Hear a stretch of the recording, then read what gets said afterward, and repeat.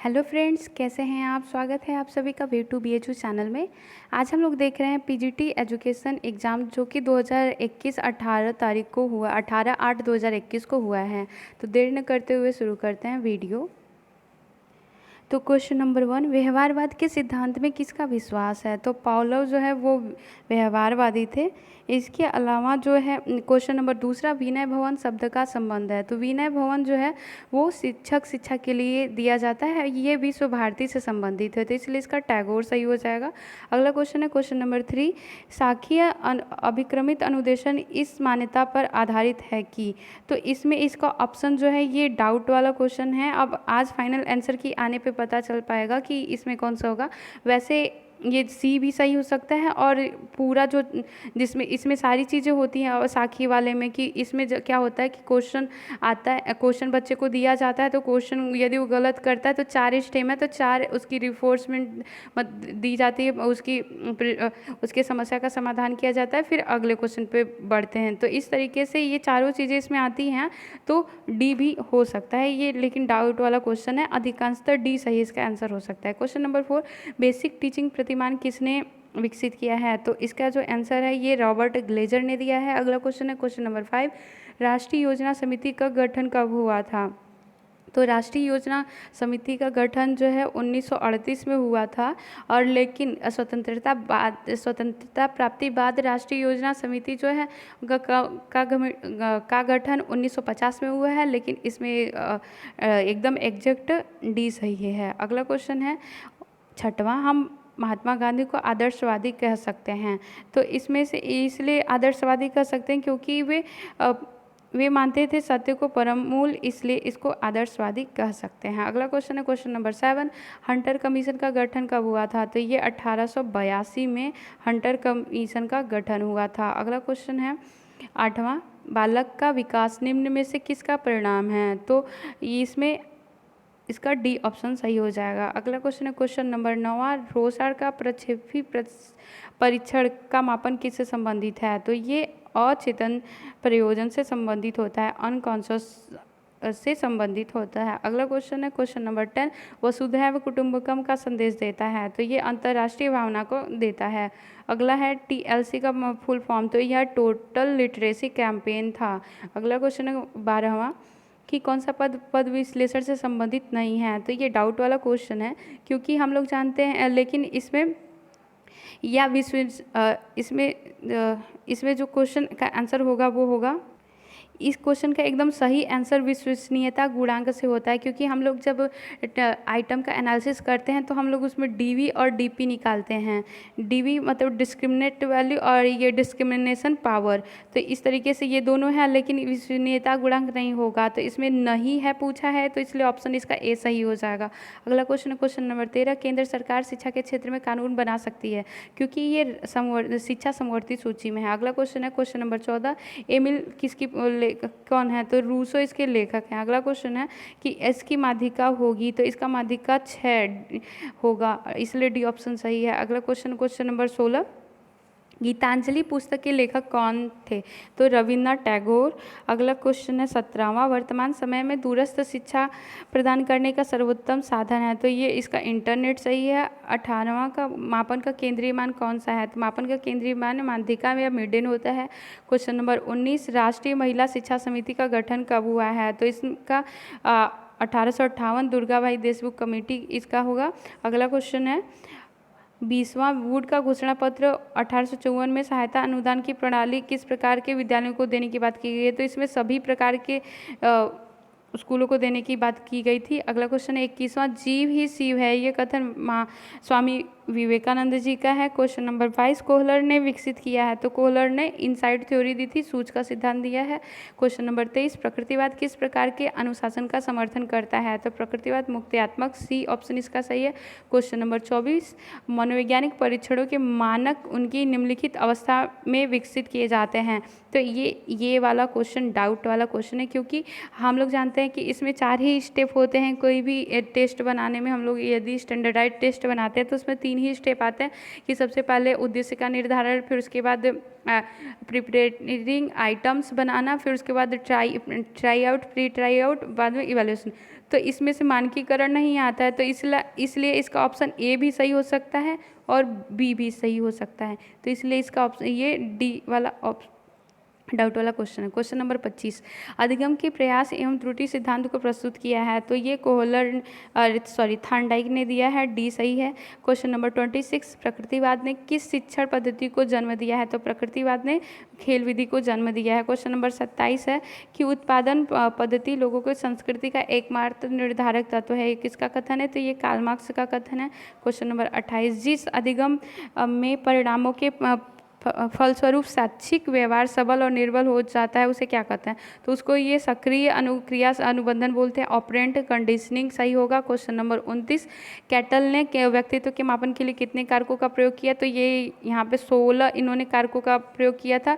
Question number 30, शिक्षण व्यवहार का सिद्धांत किसने दिया है, तो ये गेज ने दिया है, इसका सही ऑप्शन ए सही है। अगला क्वेश्चन है, मनोविज्ञान के प्रथम प्रयोगशाला किसने स्थापित की थी, तो ये वुंड ने की थी, लिपजिंग शहर में की थी, और अब ये स्टैनफोर्ड कार्ल मार्क्स के नाम से है। अगला क्वेश्चन है, निम्नलिखित में से किस आवश्यकता को मास्लो ने नहीं सुझाया है, तो यहाँ पे सेल्फ एक्सप्रेशन आवश्यकता को, मतलब ऑप्शन सी इसका सही हो जाएगा। अगला क्वेश्चन है 33वां, संज्ञानात्मक अधिगम सिद्धांत के प्रतिपादक थे, तो संज्ञानात्मक अधिगम के सिद्धांत जो है वो ब्रूनर को माना गया है, ब्रूनर, ऑप्शन बी सही है इसका।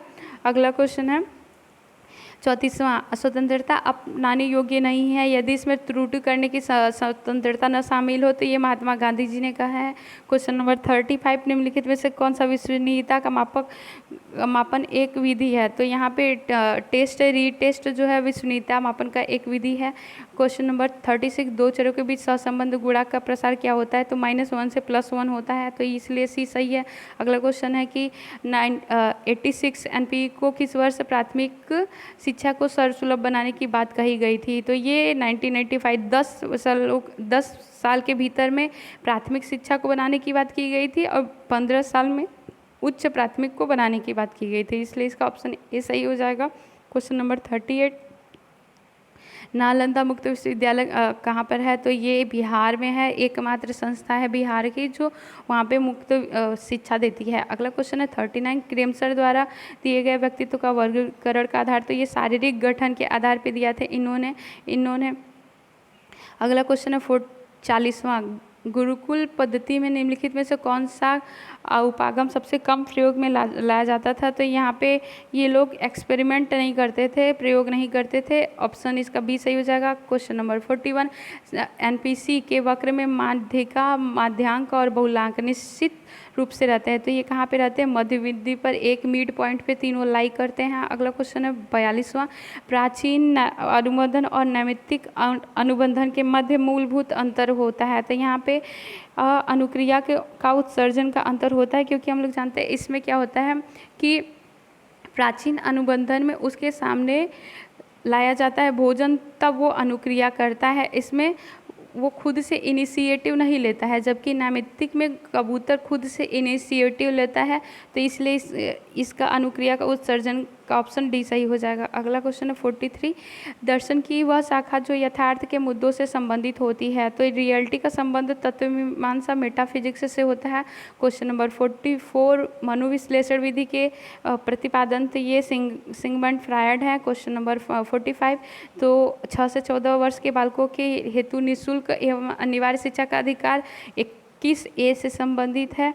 क्वेश्चन नंबर जो कि 86वें संशोधन में 2002 के अंतर्गत लाया गया था।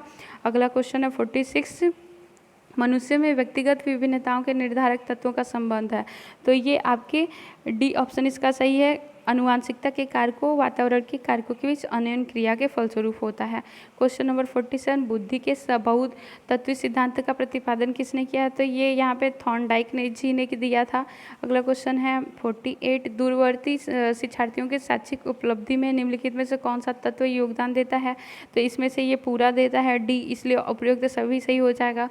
अगला क्वेश्चन है कि अंग्रेजी शासन के खिलाफ पहला सत्याग्रह आंदोलन किसने किया था, तो ये महात्मा गांधी जी ने किया था।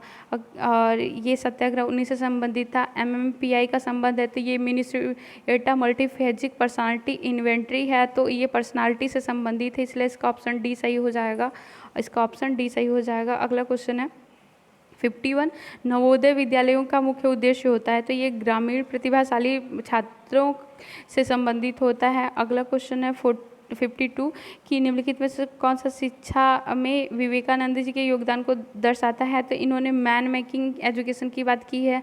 अगला है 53 का कि शिक्षा को मनुष्य एवं समाज का निर्माण करना चाहिए, तो ये आपका विवेकानंद जी ने कहा है कि इस सोसाइटी मेकिंग और मैन मेकिंग की बात इन्होंने ही की है। अगला क्वेश्चन है 54, रोसा का स्याही धब्बा परीक्षण किसका उदाहरण है, तो ये अभिव्यक्ति का उदाहरण है। Question number 55, the process of education के लेखक कौन है, तो इसके जो लेखक हैं वो ब्रूनर है। अगला क्वेश्चन है 56 का सहसंबंध गुणांक की कोटि अंतर्विधि का प्रतिपादन किसने किया है, तो यहाँ पे सहसंबंध के रैंक डिफरेंस का स्पीयरमैन ने दिया है, जबकि कार्ल पियर्सन ने आघूर्ण विधि का दिया है। क्वेश्चन नंबर 57 है, धर्म एक संस्था है क्योंकि यह क्या करता है, यह लोगों में नैतिक और आध्यात्मिक शिक्षा प्रदान करता है। क्वेश्चन नंबर 58, अस्तित्ववादी विचारकों में कौन ईश्वरवादी अवधारणा के समर्थक थे, तो ये किर्केगार्ड हैं। क्वेश्चन नंबर 59, स्पीयरमैन का सिद्धांत मानता है कि, तो इसमें मानता है कि एक सामान्य है और कई विशिष्ट है। हम लोग देखे थे कि जी कारक जो होता है एक होता है और एस जो है वो बहुत सारे कारक होते हैं, तो इस तरीके से इसका बी सही हो जाएगा। अगला क्वेश्चन है थॉर्नडाइक का अधिगम का सिद्धांत जाना जाता है, तो ये बॉन्ड कनेक्शनिज्म के नाम से भी जाना जाता है। क्वेश्चन नंबर 61, ऋणात्मक शिक्षा की बात किसने की है, तो ये प्रकृतिवाद ने की है। विद्यालय समाज का लघु रूप है, तो ये DVG का प्रसिद्ध कोटेशन है। क्वेश्चन नंबर 63, सांस्कृतिक पिछड़ापन शब्द का प्रयोग किया है, तो ये आगबर्न ने किया है कल्चरल लैग का। अगला क्वेश्चन 64 का व्यवहारवाद के पिता कौन है, तो JB वाटसन को व्यवहारवाद का पिता माना जाता है। 65 का निम्नलिखित में से कौन सा शिक्षा दर्शन वैज्ञानिक प्रकृति को समर्थन देता है, तो यहाँ पे यथार्थवाद ज़्यादा है और प्रकृतिवाद को भी कुछ लोग बता रहे हैं, तो इसलिए इसका ऑप्शन ये डाउट वाला क्वेश्चन है। अगला क्वेश्चन है 66 का, किसने मनोविज्ञान को चेतना के स्तर का वर्णन भी और किया है और व्याख्या भी की है, तो इसका विलियम जेम्स है। अगला क्वेश्चन है, किसने कहा कि ईश्वर दोनों है, कानून और कानून देने वाला, तो ये आपका महात्मा गांधी जी ने कहा है। क्वेश्चन नंबर 68 है, दर्शन शिक्षा का सामान्य सिद्धांत ही है, तो ये DVG ने कहा है। अगला क्वेश्चन है ऑपरेशन ब्लैक बोर्ड किससे संबंधित था, तो ये आपका प्रारंभ किया गया था, तो प्रारंभिक शिक्षा से एलिमेंट्री एजुकेशन से संबंधित था। क्वेश्चन नंबर 70, शिक्षा में अंतर्निहित पूर्णता का प्रकाशन है, तो ये आपका स्वामी विवेकानंद जी ने किया है। क्वेश्चन नंबर 71, पियाजे के अनुसार संज्ञानात्मक विकास के पूर्व संक्रियात्मक अवस्था तो 2 से 7 वर्ष है। क्वेश्चन नंबर 72, प्राथमिक मानसिक योग्यताएं संबंधित है, ये बुक का नाम है जिसे थर्स्टन ने लिखा है। क्वेश्चन नंबर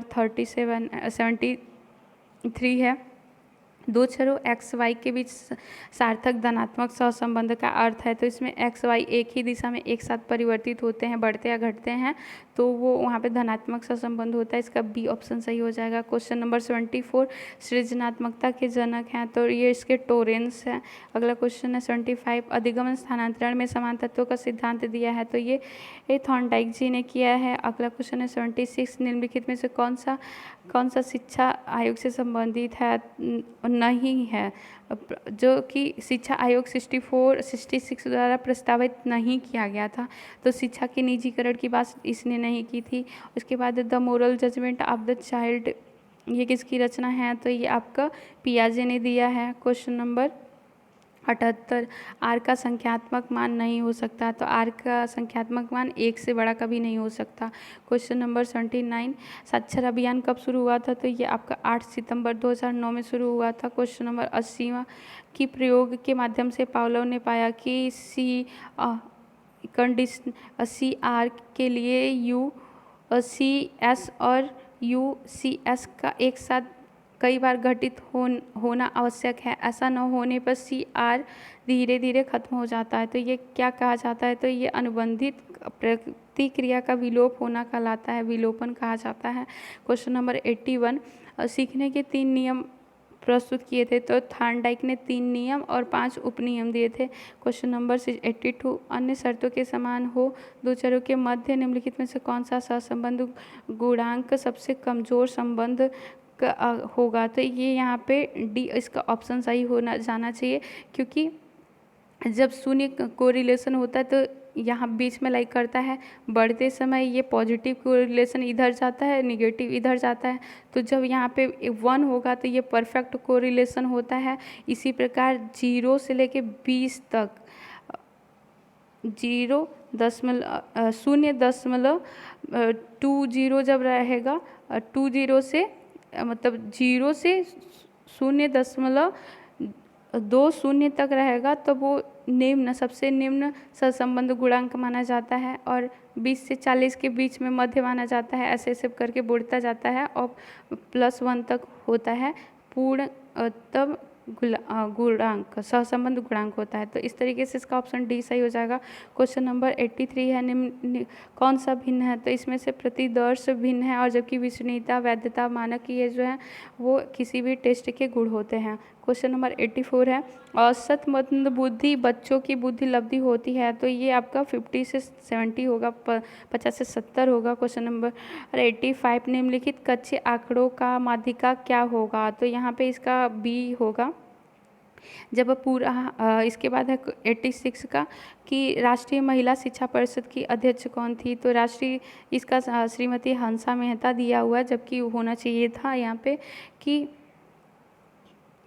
राष्ट्रीय महिला शिक्षा परिषद की जो अध्यक्षा थी वो दुर्गाबाई देशमुख थी, इसलिए ये कंप्लेन किया जा सकता है ये क्वेश्चन की हंसा मेहता इसका दिया हुआ है। क्वेश्चन नंबर 87 है कि शैक्षिक लब्धि एजुकेशनल कोसेंट का सूत्र ज्ञात करते हैं। तो एजुकेशनल कोसेंट का सूत्र जो होता है वो IQ इंटेलिजेंट कोसेंट बराबर इंटेलिजेंट एज एजुकेशनल एज बराबर अपॉन क्रोनिकल एज होता है। तो इसलिए इसका ऑप्शन बी सही हो जाएगा। अगला क्वेश्चन है, विकास के परिस्थिति परक सिद्धांत का प्रतिपादन किसने किया है। तो ये ब्रोन बेनर ने किया है। क्वेश्चन नंबर 89 है, कोहल वर्ग के नैतिक विकास का सिद्धांत कितनी अवस्थाएं बताई गई हैं। तो नैतिक विकास के सिद्धांत की इन्होंने